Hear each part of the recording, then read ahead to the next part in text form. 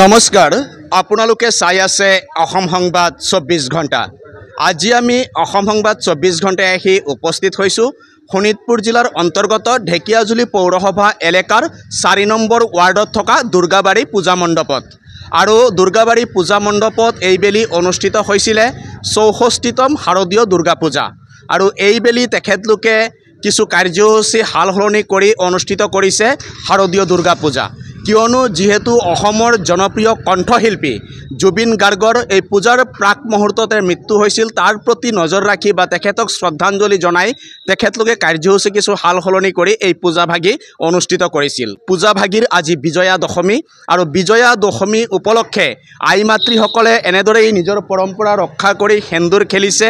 তেখেতলোকে সেন্দুৰ খেলি আজি মাক বিদায় জনাব। এনেদৰেই আজি চলিছে সেন্দুৰ খেল মহিলাসকলৰ, আৰু মহিলাসকলে এগৰাকীয়ে আনগৰাকীৰ গালত আৰু শিৰত সেন্দুৰ লগাই পৰম্পৰা ৰক্ষা কৰিছে। এয়া হৈছে ঢেকিয়াজুলি পৌৰসভাৰ অন্তৰ্গত 4 নম্বৰ ৱাৰ্ডত থকা দুৰ্গাবাৰীৰ দৃশ্য। আৰু দুৰ্গাবাৰীত এইবেলি যিহেতু 64তম শাৰদীয় দুৰ্গা পূজা অনুষ্ঠিত হৈছিলে, আৰু শাৰদীয় দুৰ্গা পূজাৰ 4 দিনৰ কাৰ্যসূচী বৰ সুকলমে পাৰ হৈছে। আৰু ইয়াতে আছে উদযাপন সমিতিৰ বিষয়ববীয়াসকল। আমি তেখেতলোকৰ পৰা কিছু কথা জনাৰ চেষ্টা কৰিম।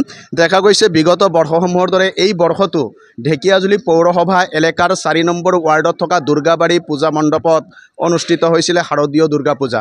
আৰু বিভিন্ন কাৰ্যসূচীৰে অনুষ্ঠানটি আজি সুকলমে পাৰ হৈছে। আৰু আজি বিজয়া দশমী, কি বাৰ্তা দিব আজিৰ দিনটোত?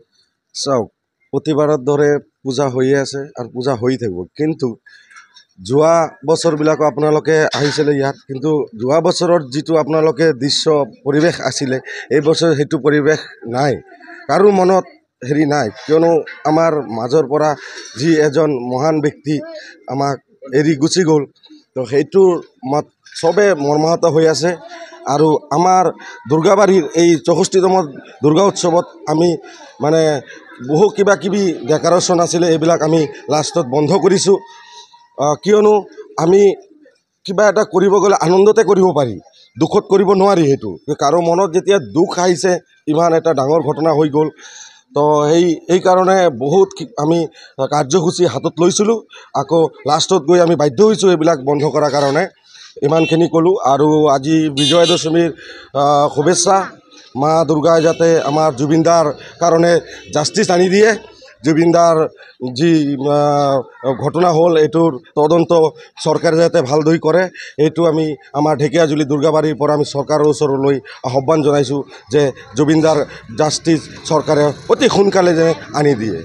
হয়, ইতিমধ্যে শুনিলে দুৰ্গাবাৰীয়ে আজি এই বিজয়া দশমীৰ দিনটোতে অসম চৰকাৰলৈ আহ্বান জনাইছে, ভাৰত চৰকাৰলৈ আহ্বান জনাইছে।